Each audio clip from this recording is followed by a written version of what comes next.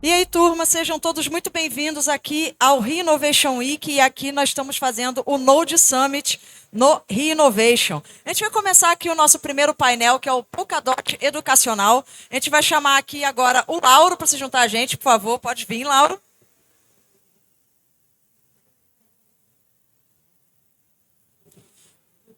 Vamos chamar também o John Rodel. Pode vir, John.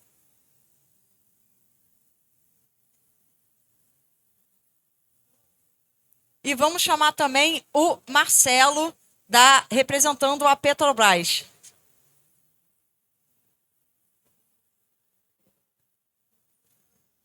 Pessoal, bem. Tudo bem, sejam muito bem-vindos. Boa Estou tarde. feliz de estar aqui com Bom vocês. dia, boa tarde, bom dia.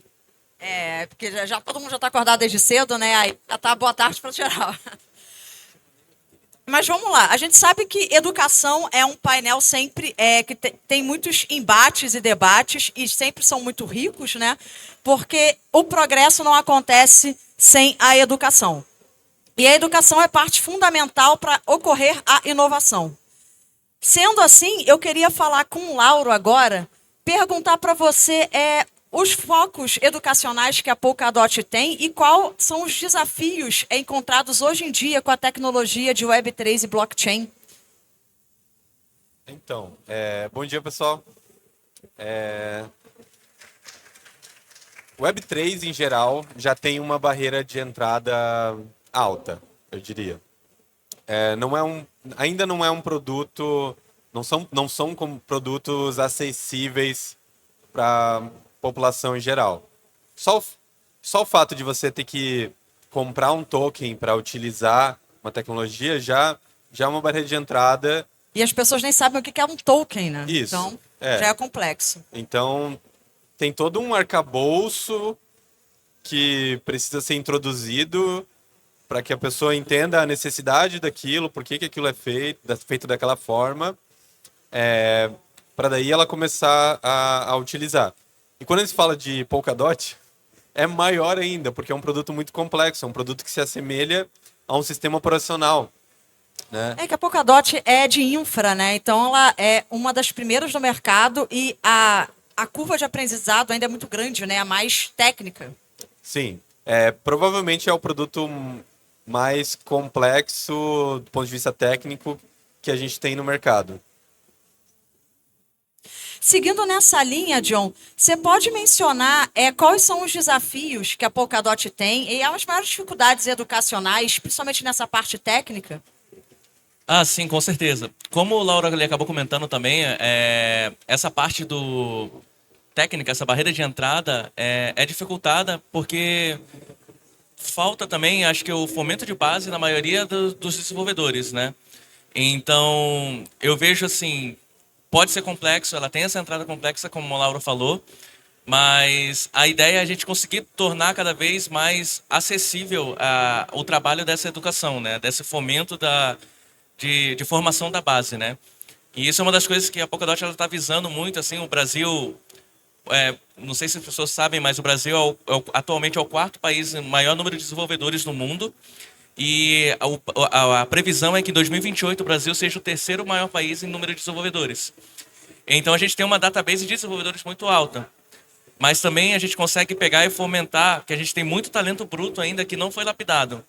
Então a gente pegar e focar em formar na base ali com os desenvolvedores, que nem a nossa visão da Polkadot não é só de um ano de transformação, 2 anos. A gente pega e pensa assim, com um planejamento, uns 5, 6 anos, a gente se tornar a maior database de desenvolvedores do mundo aqui no Brasil. E como que a gente vai trabalhar isso? Fomentando a base, né? Então, projetos como Academia com Código Brazuca e outros projetos educacionais, como a gente está fazendo com a Universidade Tecnológica Federal do Paraná, a Universidade a PUC e outras universidades também públicas que a gente vai fomentar esses projetos. A ideia é a gente conseguir trabalhar essa base. Não também deixar um nível muito alto, mas mostrar para eles desde o início como vai se trabalhar. Perfeito. Como foi falado aqui, é importante trabalhar a base. A China faz muito isso. Ela pega já a criança e forma da melhor maneira possível para conseguir pegar para o mercado esse profissional há 15 anos depois, 18 anos depois. Então, ela foca muito na formação de base e na melhoria do desenvolvimento dos profissionais já quando eles são adolescentes. Isso é um método chinês que eu admiro muito. E na Petrobras, como vocês veem essas iniciativas, principalmente da parte de tecnologia blockchain, como isso está sendo desenvolvido a partir da metodologia, né? Bom, primeiro, obrigado pelo convite. É uma honra estar aqui com vocês. Acho que tem uma microfonia aqui. Peraí. Vou trocar de microfone aqui. Obrigado. É uma honra estar aqui com vocês. É interessante porque quando a gente fala de Web3, a gente está falando de blockchain e tokenização na base, rodando algumas também novas tecnologias em cima, como o AI. Se você conecta uma carteira com um token que te dá direito de acesso num site de Web 2, você já está na Web 3. E não necessariamente, pegando um gancho aqui, que é bem interessante, não necessariamente a gente precisa falar para um público muito amplo, muito aberto. A gente pode começar pequeno e fazer experimentos, inclusive corporativos, utilizando artefatos como o próprio NFT, simulando ou testando uma autenticação de terceiro fator com direitos específicos para determinadas aplicações dentro de um site corporativo ou até um site aberto para outros públicos de interesse de uma companhia. Eu trabalho na Petrobras, sou um profissional certificado, um arquiteto de soluções certificado, estou nessa trilha já desde 2017 e a gente hoje está num momento muito especial. A gente criou um comitê técnico de conhecimento na Petrobras de blockchain, tokenização e Web3. Isso significa dizer que a gente tem esse conhecimento do lado de outros que são mais maduros. AI é mais maduro, Analytics é mais maduro. Mas a gente está trilhando um caminho que hoje coloca a gente, esse comitê coloca a gente formalmente, transversalmente na companhia, em todas as áreas. Fizemos uma parceria pioneira com a Fundação Cardano, é um orgulho isso. Estamos chamando outras blockchains. Eu tenho a impressão que a gente vai ter uma outra de terceira geração com a gente, mas eu não posso dizer quem é, mas eu acho que está acontecendo essa semana isso. Estamos chamando também, chamamos a Polygon para uma conversa. A gente quer criar um ecossistema interno que não seja um feudo sistema, né? Um ecossistema com diversidade, porque é a diversidade que traz resiliência. E quem trabalha com esse assunto, vou fechar que eu estou falando demais, quem trabalha com esse assunto sabe que cada arquitetura tem especificidades que são prós e contras dependendo do caso de uso que você fala, que você olha com essa lente, né, do problema e do mapa da caixa de ferramentas. Vou ficar por aqui que eu estou falando muito. Não, mas você fez umas falas perfeitas. E seguindo nessa linha, a gente vê muita falta de projeto educacional, principalmente no Brasil. Porque as blockchains focam sempre em Europa, Ásia e esquecem a Latam como um todo, sabe? A gente vê um movimento outro na Argentina, mas o Brasil é esquecido. E o Brasil, bilhões, né, de pessoas moram aqui. E a gente sabe que qualquer empresa, não só blockchain, mas qualquer empresa que chegue no Brasil e consiga dominar, entender as nuances do mercado brasileiro, ela consegue dominar legal e consegue escalar e aí sim consegue até chegar a nível mundial. E as blockchains, eu sinto que elas ficam só Europa, Ásia, às vezes nos Estados Unidos também, né? Depois da FTX saíram boa parte, Dubai também tem muito, nos Emirados Árabes, e esquecem um pouco o cenário brasileiro. Como é que você, Lauro, que eu acho que você está mais nessa parte dos eventos internacionais, como é que você vê isso como desafios até mesmo para o Brasil? Realmente, quando eles olham para a América Latina, eles olham em espanhol. Então, até a língua portuguesa, não é só o Brasil, a língua portuguesa em geral é esquecida. O que a gente tem trabalhado para mudar isso como o John comentou, aproveitar essa onda, essa base de desenvolvedores que estão se formando. Esse ano aconteceu um negócio muito interessante aqui no Rio de Janeiro, por exemplo. A UFRJ, pela primeira vez em sei lá quantos anos, o curso de ciência da computação foi mais concorrido que medicina. É a primeira vez, eu acho que em 20 e poucos anos que isso aconteceu. Então, a gente está vendo uma onda crescente de interesse em desenvolvimento, programação, né? E a gente quer ter essa inserção dentro das universidades, a gente está buscando isso, a gente está buscando dentro das grandes corporações também, trazer essa formação a Polkadot, como ela é um produto muito técnico, ela acaba apelando muito para desenvolvedores. Então, o público inicial acaba sendo desenvolvedores, mas a gente está trabalhando nessa plataforma. Dando um pouquinho de contexto, assim, a gente teve um projeto aprovado, né, com a governança da Polkadot para desenvolver uma plataforma educacional, justamente porque o conteúdo educacional da Polkadot ele é muito espalhado. A gente tem uma wiki, a gente tem canais, a gente tem os grupos, mas é tudo muito esparso, né? A gente está tentando agora concentrar isso e trazer uma abordagem um pouco mais prática, mais simplificada, para um público mais amplo também, dividindo em categorias. Então eu vou ter um público que é totalmente iniciante, que nunca nem sabe o que é Web3, ele vai fazer login com o Google e depois ele vai aos poucos migrando, vai ter desafios para ele criar a carteira dele no meio do processo. E aí também a gente vai ter categorias para pessoas de negócio que querem entender como que a Polkadot pode resolver problemas e escalar o seu negócio. A gente vai ter categorias para desenvolvedores também, para o desenvolvedor que está ali começando, como que ele pode interagir com a Polkadot. E a gente espera, então, ter essa inserção mesmo no cenário brasileiro para mudar um pouco dessa névoa que tem. Porque acaba, como você fala, que o principal público inicial de todas as blockchains são os desenvolvedores, mas a gente fala no Código Brazuca e no Node que não tem muitos desenvolvedores de Web3, realmente não tem. E, principalmente, não tem muitos desenvolvedores que saibam aplicar projetos ou fazer negócios. Então, eles ficam focados apenas em programação e não sabem fazer um UX, por exemplo, o que dificulta muito a entrada do usuário.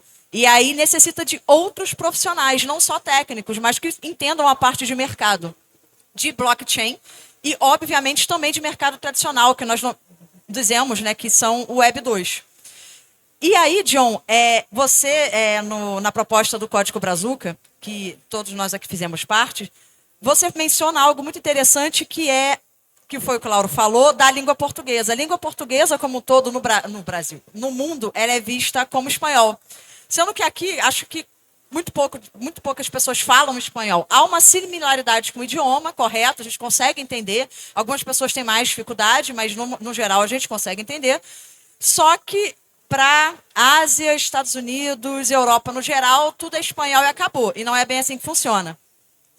E no relatório que você fez, você fala que apenas 4% da população brasileira consegue falar inglês, falar, entender, e não de forma fluente, mas falar e entender perfeitamente.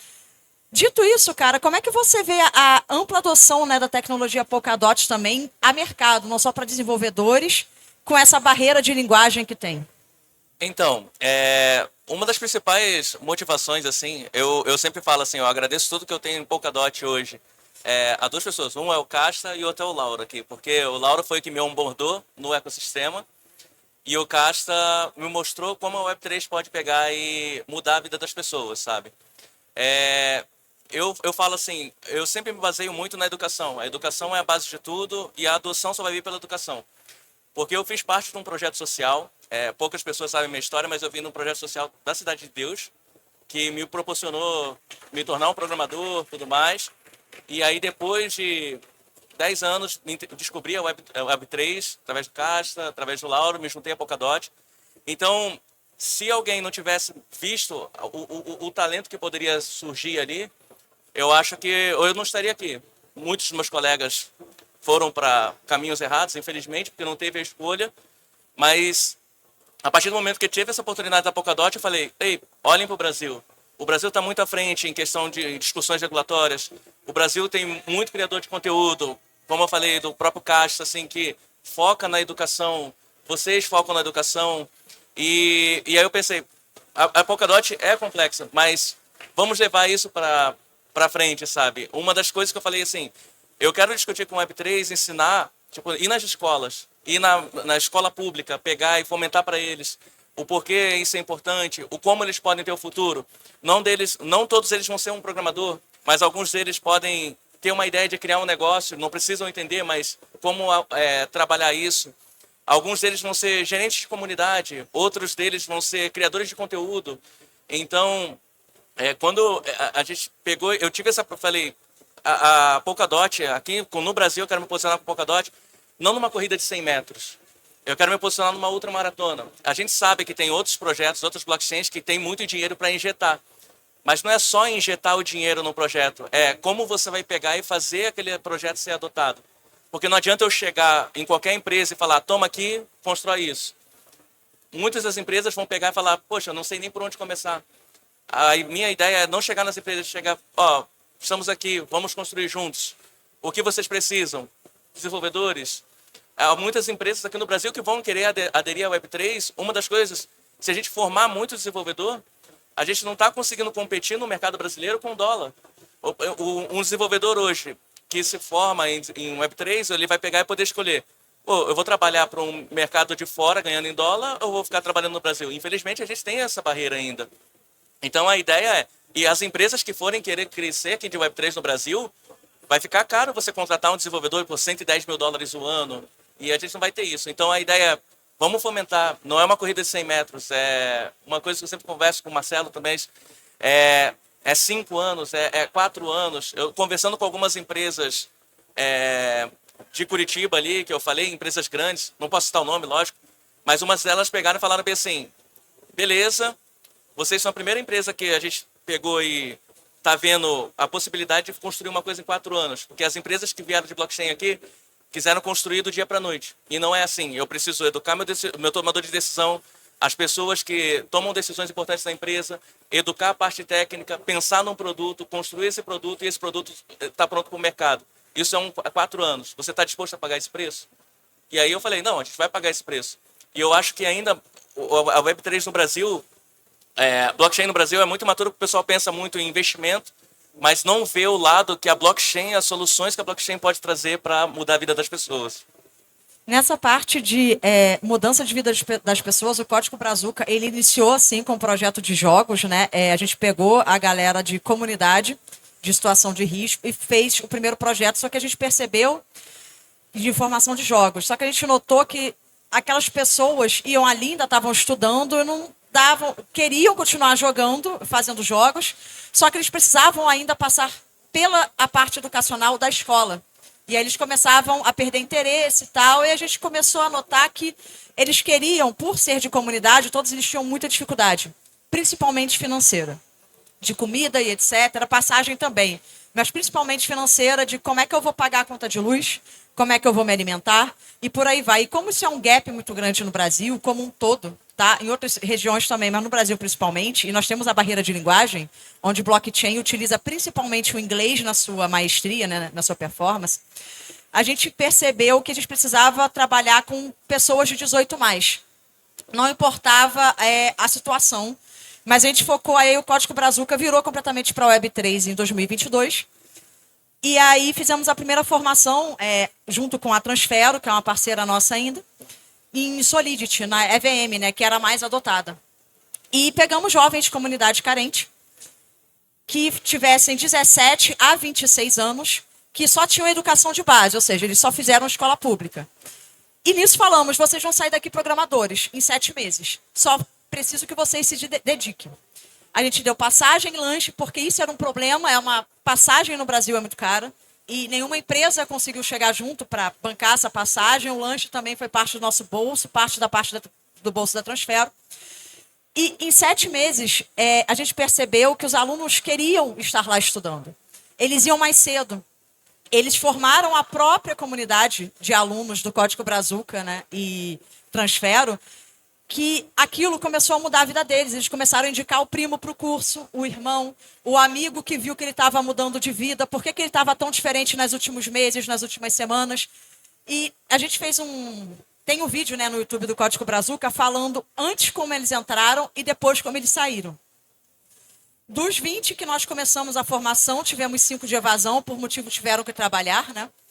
Mas dos 15, 2 eram POs, um está na Uniswan agora, que é de produto, né? Eles não formaram desenvolvedores, mas eles foram de produto. E sabiam trabalhar com Web3, então eles queriam focar nessa área. Só que não era a nosso lead no momento. Um ainda estava terminando a escola, só que 2, pela nossa surpresa, foram contratados antes mesmo do curso terminar.